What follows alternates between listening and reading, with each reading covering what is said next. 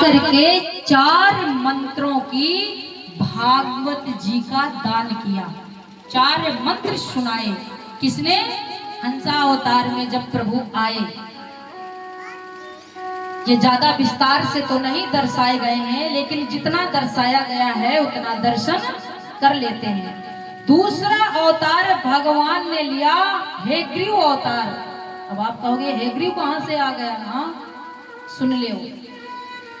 ये हेग्रीव नाम का एक राक्षस था, जिसका जो मुख था तो वो घोड़े के समान था, घोड़े की तरह, और शरीर मनुष्यों की तरह। उसने ब्रह्मा जी की खूब तपस्या करी।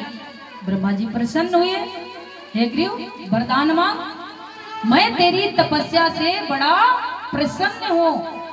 हेग्रीव ने वरदान मांगा कि ब्रह्मदेव अगर वरदान देना ही चाहते हो तो एक ही वरदान दे दो कि मुझे कोई मार ना पाए, और अगर कोई मुझे मारे तो मेरे जैसा ही हो, वही मुझे मार पाए, अन्यथा मुझे कोई मार ना पाए। जो राक्षसी बुद्धि होती है ना, बड़ा दिमाग लगाती है।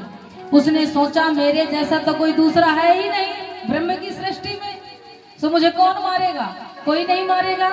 तो भगवान ने दूसरा अवतार किसका लिया? हेग्रीव का। वैसे ही वेश बनाया। ये कर तुम अकर तुम अन्यथा कर तुम है।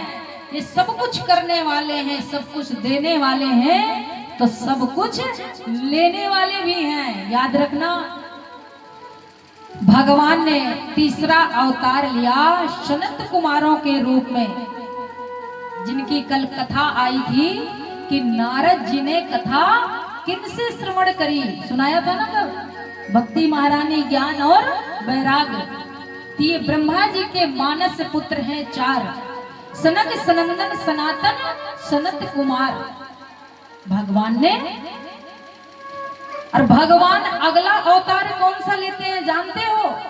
वराह अवतार, जिनका कल हमने तनिक दर्शन किया था। नारद अवतार, नर और नारायण अवतार। अभी कथा में आगे आएगा, अगर आप लोग समय देंगे तो भगवान का जो अगला अवतार होता है वो कपिल मुनि के रूप में होता है। भगवान अवतरित होते हैं कर्दम ऋषि के यहाँ। मौका दोगे तो जरूर दर्शन करेंगे। भगवान ने अगला अवतार लिया दत्तात्रेय। ये एक ऐसे महापुरुष थे कि इन्होंने अपने जीवन में एक नहीं 24 गुरु बनाए। दीक्षा गुरु 1 और शिक्षा गुरु 23, तो कुल मिला के कितने हो गए? 24 गुरु बनाए इन्होंने अपने जीवन में। ये बताते हैं हमको, इनकी कथा ये समझाती है कि इन्हें जहां से कुछ सीखने को मिलता ये उसी को अपना गुरु मान लेते। इन्होंने ऐसे ऐसे गुरु बनाए, यहाँ तक कि पक्षियों को भी गुरु बनाया, कबूतर को, अजगर को, कुंवारी कन्या को, छोटे से बालक को, जहां जहां से इन्हें शिक्षा मिली। ये भी कथा आगे आएगी, तो सुनना ध्यान से। भगवान का अगला अवतार स्वयं मनु, शत्रुपा के रूप में, मनु महाराज के रूप में हुआ। अगला अवतार ऋषभ देव, पृथु अवतार, मत्स्य अवतार, कच्छप अवतार। या कश्यप अवतार, कच्छप अवतार सुना है कभी? है? अरे खूब शिव पुराण देखा होगा टेलीविजन चालू करके। जब समुद्र मंथन हुआ था तो जो पर्वत से वो समुद्र का मंथन कर रहे थे वो नीचे को धंसता जा रहा था। जब भगवान ने कछुए का अवतार लिया था और उसके तली में जा करके बैठ गए थे। देवी देवताओं ने पूछा प्रभु इसमें तो बड़ा भार है। अरे बोले नहीं, पीठ में खुजली हो रही है, तनी खुजली मिट जाएगी। अगला अवतार लिया भगवान ने धन्वंतरी के रूप में।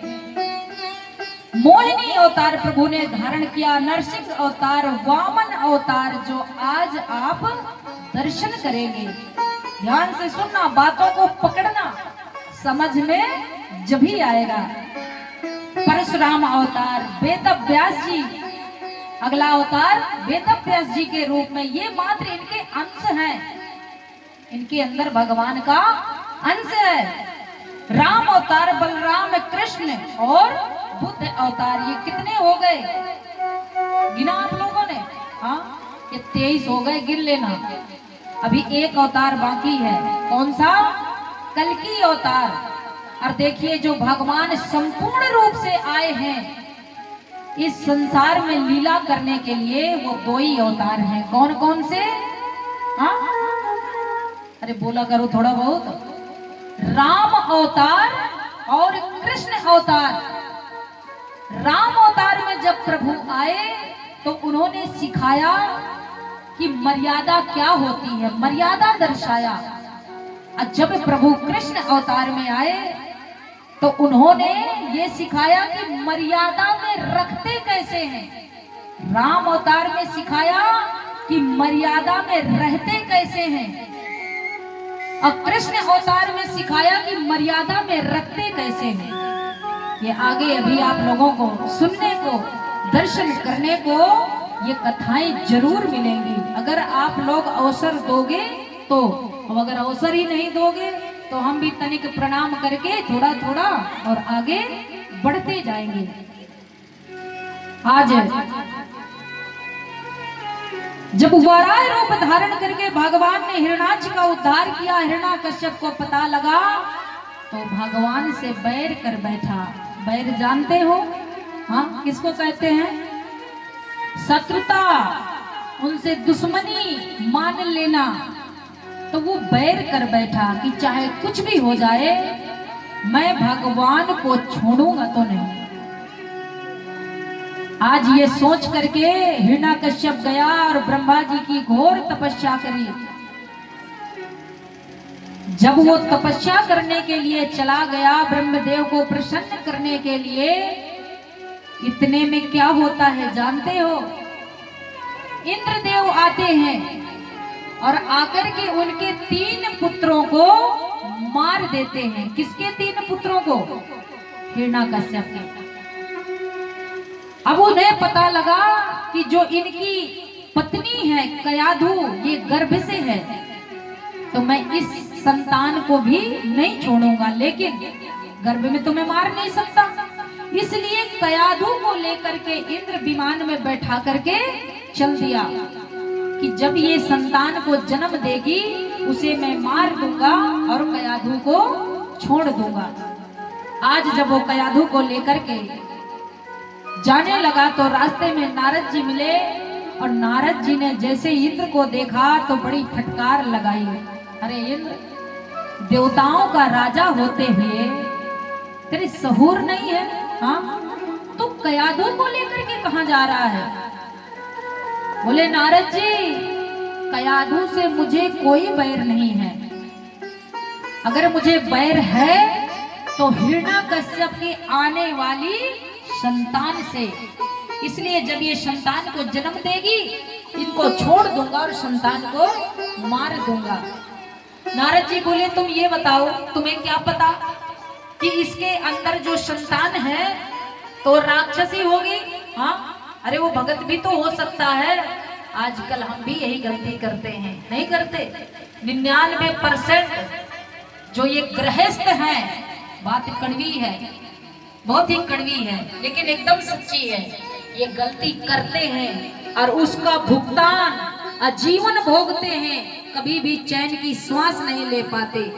और 99% गृहस्थ ये गलती करता है, 1% कोई बचा हो तो बड़े वो प्रणाम करने योग्य है। और वो गलती जानते हो कौन सी है?